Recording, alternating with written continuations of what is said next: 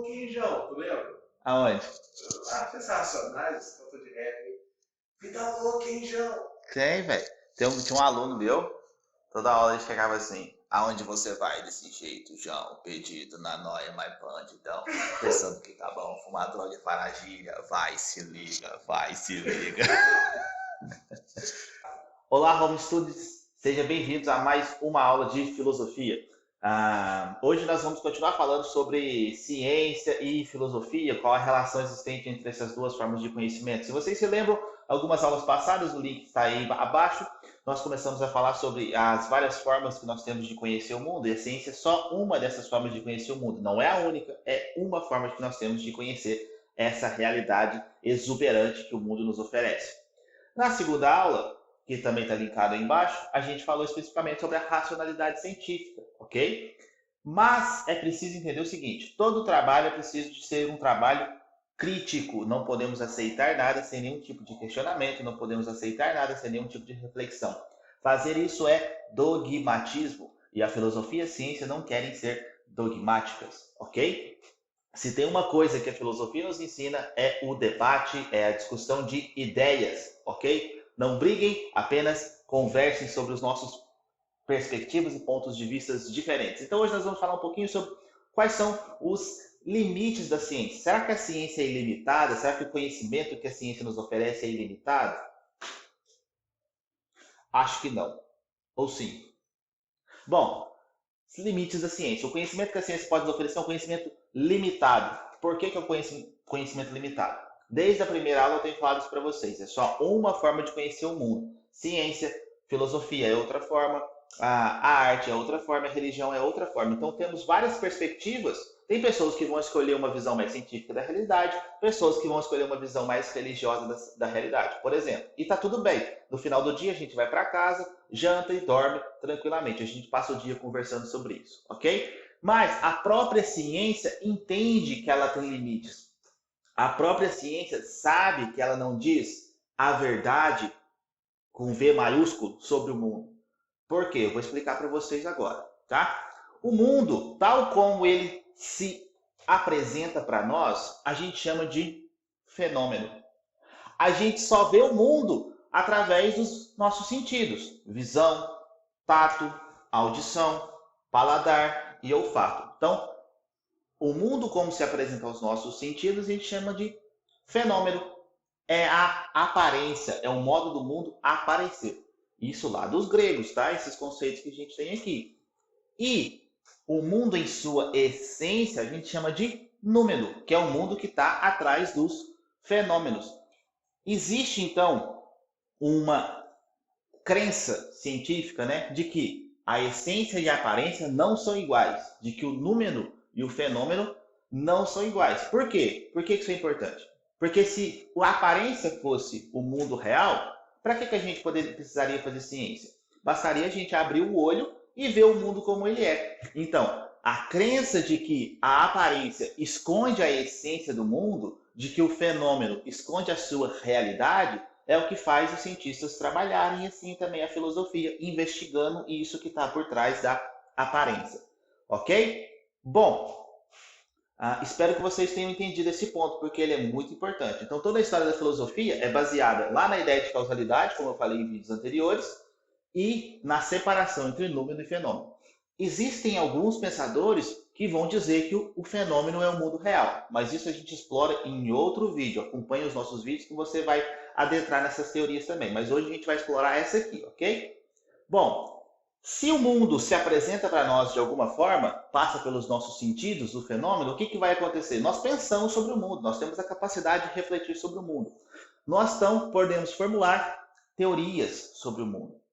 Mas essas teorias são apenas uma representação. Elas não são um mundo em si mesmo. É como se você desenhasse um pedaço do mundo. Você está só... Deixa eu pegar uma caneta aqui. Eu sou bom de desenho. Tem um mapa mundi aqui. Né? Beleza. Eu sou bom de desenho, vocês viram.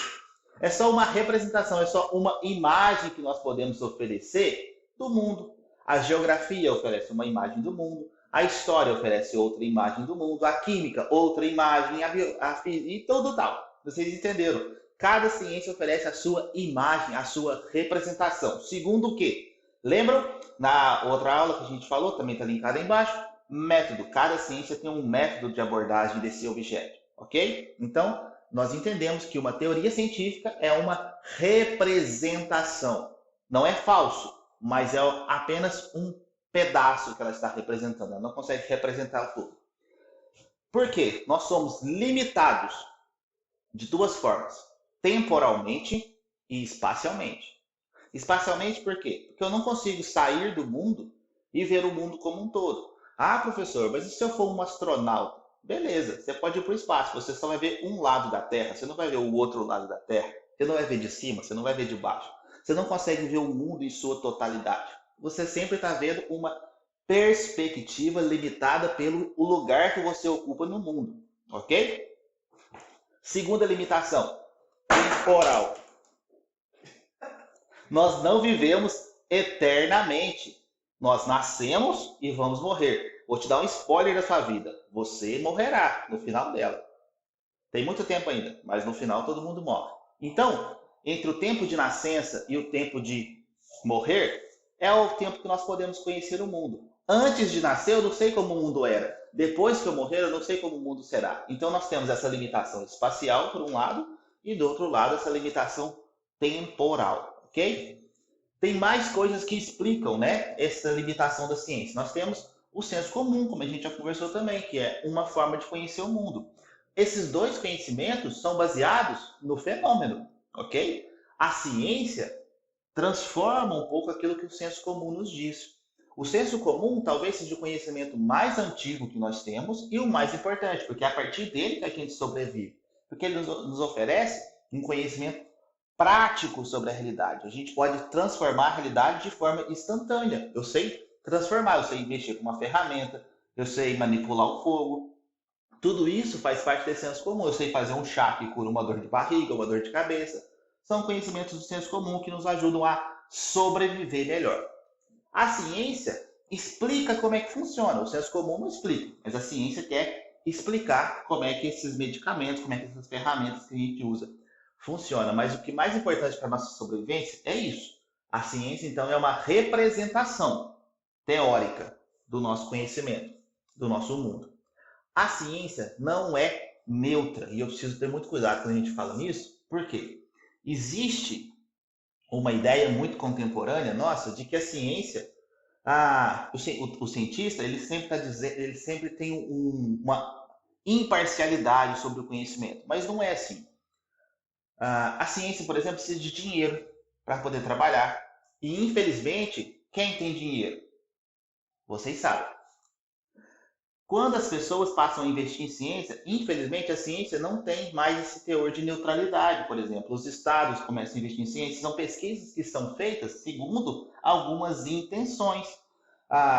Esse exemplo, nesse ano agora nós tivemos o quê? Um investimento muito grande em vacinas, por exemplo. Por quê? Porque as pessoas precisavam do desenvolvimento rápido da vacina, então muito dinheiro foi investido, então a ciência voltou todas as suas energias para a produção de vacinas. Um exemplo de como a ciência não é neutra. Só que essa interferência na ciência pode ser boa ou pode ser ruim. A gente tem que ter cuidado com isso. Por isso que o trabalho tem que ser um trabalho crítico, de sempre pensar quais são as intenções de quem está investindo, por exemplo. Ou do próprio cientista. O cientista, quando está no laboratório, ele está meio que isolado. Os fenômenos ali são controlados. Mas na natureza, os fenômenos sofrem interferência de vários dos lados. Então é importante também entender que o que funciona no laboratório às vezes não funciona no mundo real. Por isso tem todas as etapas da pesquisa científica. O processo é sempre cuidadoso, principalmente com relação a medicamentos e vacinas. As etapas são cuidadosas para você passar de uma etapa à outra, ok? Bom, exemplo que vocês podem ter, outro exemplo disso, é o desenvolvimento do avião, por exemplo, né? Quando foi inventada essa máquina, ninguém acreditaria que se dissesse, olha, vamos usar essa máquina para jogar bomba nos outros, para matar pessoas.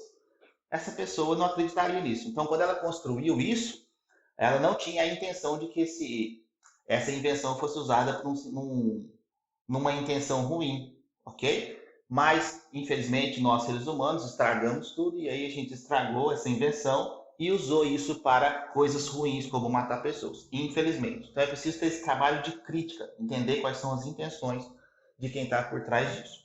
E por fim, a ideia de razão instrumental, que é o quê? A ciência manipula a razão em vista de um determinado fim, em vista de construir aquilo que ela necessita, ok? É voltar todas as suas forças do pensamento para poder construir aquilo que é realmente importante, aquilo que ela necessita produzir nesse momento. A razão como um instrumento no auxílio do desenvolvimento científico. Espero que vocês tenham gostado desse conteúdo. Esse vídeo talvez tenha ficado um pouquinho maior do que os outros. Se você gostou desse vídeo e quer aprender mais como a gente vai trabalhar mais essas teorias aqui nos próximos vídeos, se inscreva no canal, ative o sininho e veja as suas notificações.